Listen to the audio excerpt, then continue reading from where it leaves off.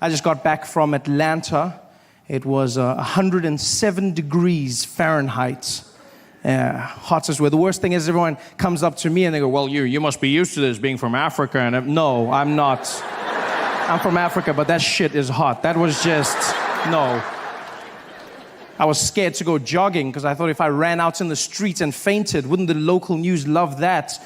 I'd be running and I'd fall down in the heat. They would have their vans reporting live. They'd be standing there going, so hot in Atlanta, even Africans are fainting. So I'm enjoying this. Really happy to be here, you know. This is going to be good for us, I hope. I say I hope because I never know with stand-up comedy. It's just, you know, it's an awkward experience, I find. I'm always nervous. I find comedy is very similar to sex for me. Well, it's exactly like sex when you think about it. With me, the comedian, playing the role of the man, and you, the audience, the role of the woman. Because it's my job to satisfy you.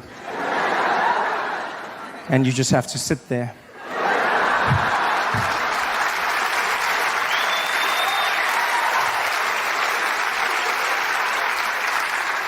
And then, just like sex, my success or failure will somehow be determined by how much noise you make during my performance. Which makes it a one-sided affair, I feel, you know? I mean, maybe you're the quiet type.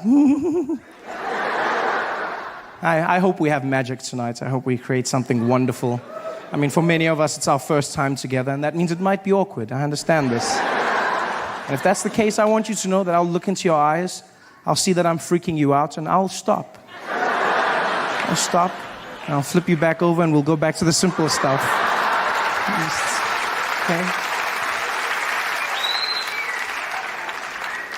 I've been in America for a few months now, and I'm really just thrown by the place. It's not what I expected at all. Different from the brochures and the pamphlets. There's many assumptions I had about America before I came here, and I've come to learn that those were wrong. For one, I just assumed people spoke English here. It's far from it. It's not, you know what, it's not so much the language, so much as the pronunciation of words that throws me off. It's just what Americans have done with the language. You guys have just, wow, you've done something. You've put 22s on the English language. You've got rims that says, pimp my language. That's what you've gone with, you know? I don't understand. I was chatting to this woman downtown the other day. She came up to me and she wanted me to see something. I don't know what, though. She was like, oh my God, look over there. I said, look over what? She's like, over there. Look at that her. And I said, her? She's like, no, her. There's two of them? I understand nothing, even the small words, just the pronunciation, you know, small things that get you by. For instance, I pronounce the opposites of uncle as aunt. I say my aunt. Out here, you say my aunt, which to me is an insect, which made me look like an ass when my friend told me his aunt died. And I was like, so what? There's tons of those out there. What a great way to end a friendship. I couldn't get help the other day when searching for a battery for my remote control, because that's what I say, battery, a small form of power. So in America, you say battery, which to me is a different form of power. Sponsored by Chris Brown.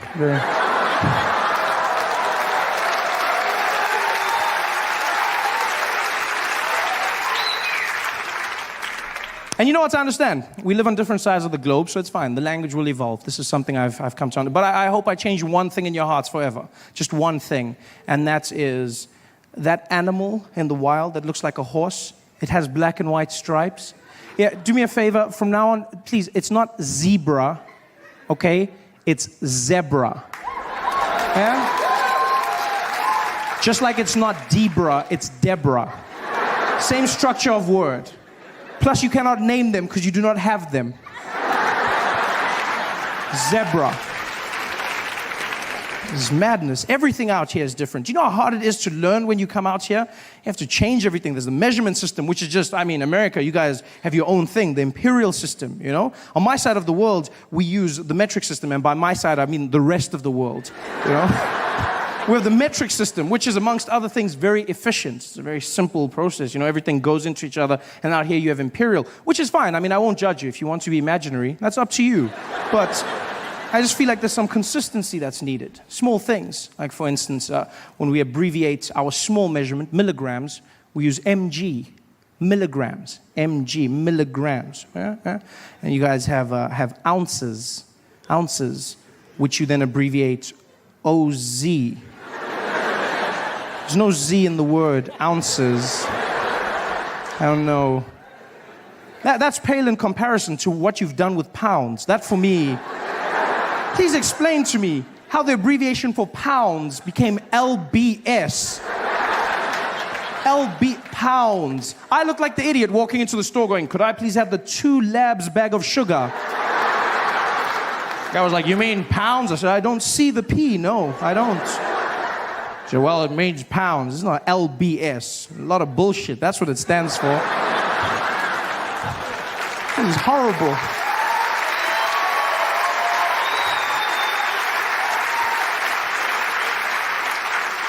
In fact, it's crazy. You do realize the imperial system is so inefficient that even American drug dealers have switched over to metric. Even drug dealers got to the point where they said, we need some order, we're going with metric. And I honestly thought this was an anomaly. I thought, you know what, this is just one of those things, it's a coincidence, but it's not. Americans do not care about abbreviation nor the English language. They don't give a damn. I learned this in the small things. Like for instance, when I was in Tennessee, I stumbled on an organization known as the Ku Klux Klan. You heard of them? Worst magic show ever. Guy gave me a pamphlet. He was like, come and see the Grand Wizard. Grand Wizard! The Grand Wizard! Didn't do one trick! Not even one trick. I mean, I noticed a few black people disappear, but I mean, that's not magic. No, that's just Reaganomics. I wasn't impressed by that. Like, where's the magic? I sat there forever. These guys running around in their sheets. Yeah! The KKK, as they're affectionately known, has nobody bothered to tell them ever that you do not spell clan with a K. Nobody stopped. Even in America, clan is spelt with a C. The Ku Klux Klan, they're the KKC, not the KKK. You realize that? Ku Klux Klan. The C. In fact, the name is wrong. The whole thing, the Ku Klux parts of it. That's just horrible because they got that, as you know, from ancient Greece. It was Ku Klux Alphion, meaning a circle of brothers. And that's how they got their name. They call themselves a Greek circle of brothers, which is wrong for 2 reasons. One, if your sole purpose as an organization is to hate black people, don't you find it strange that you've now named yourself the Circle of Brothers?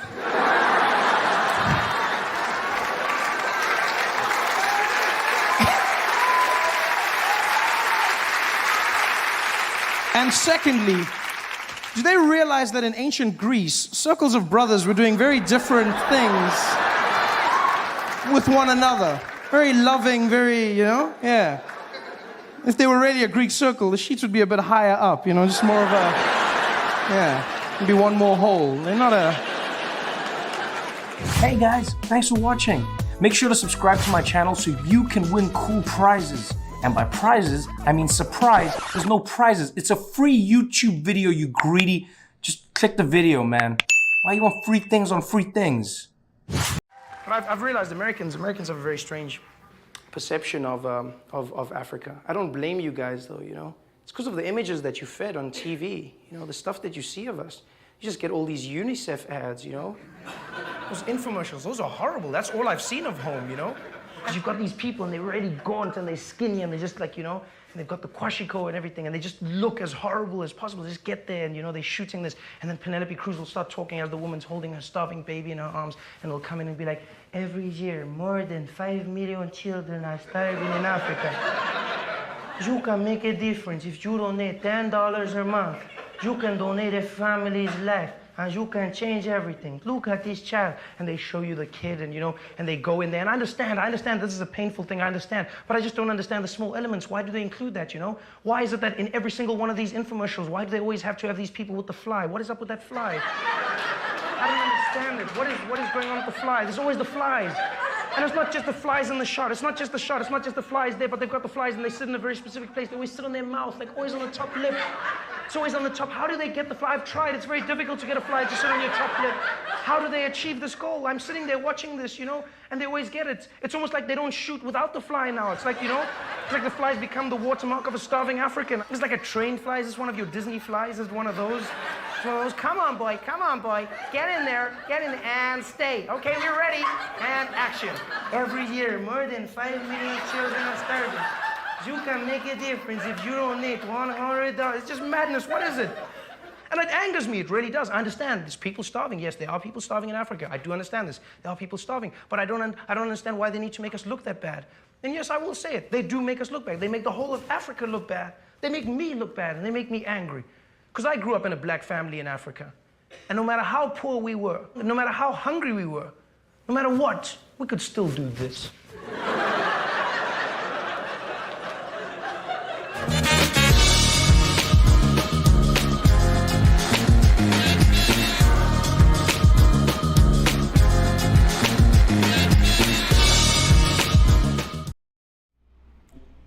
I'm no stranger to poverty, don't get me wrong.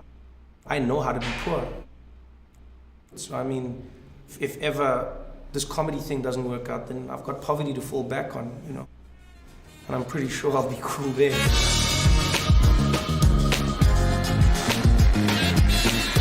My father is a white man, Swiss. My mother is a black woman, Xhosa, that's born in South Africa. This was illegal at the time, My mom was obviously aspirational. She was like, yeah, I'm going to get a white man, yeah. And then my dad, well, you know how the Swiss love chocolates. As someone who's only been doing comedy for just over 2 years, I think I'm very far from even calling myself a good comedian. I'm just okay for now. Jacob getting angry, whipping his penis out, hitting on the forehead, pop! No, because it's not sore, it just makes that sound, like that. For the first time ever, Trevor Noah will be performing his one-man show, The Daywalker. Ordinarily, I would not recommend for a comedian to do a one-man show at this stage of his career. Trevor Noah, arrogant. The arrogance that this man shows is ridiculous. So I don't see Trevor, he's not a comic as far as I'm concerned. The Daywalker, no, I don't know what that means. I don't know what it means. Daywalker, no idea. If things go bad, it's all my fault. It's on me. People don't really buy tickets until the day of the show. So you don't even know if you've sold enough until you literally walk out onto stage. I don't think I ever fully comprehended how scary that actually is. Every show is like, who's the audience going to be? I just want it to be you South Africans, not even South Africans, international, just human beings. Just if you're human, come to the show. I'm not saying dogs mustn't come, but I'm just saying, like, if you're human, just come to the show. That's all I want. I don't want it to be about age or race or religion or anything. It's about people.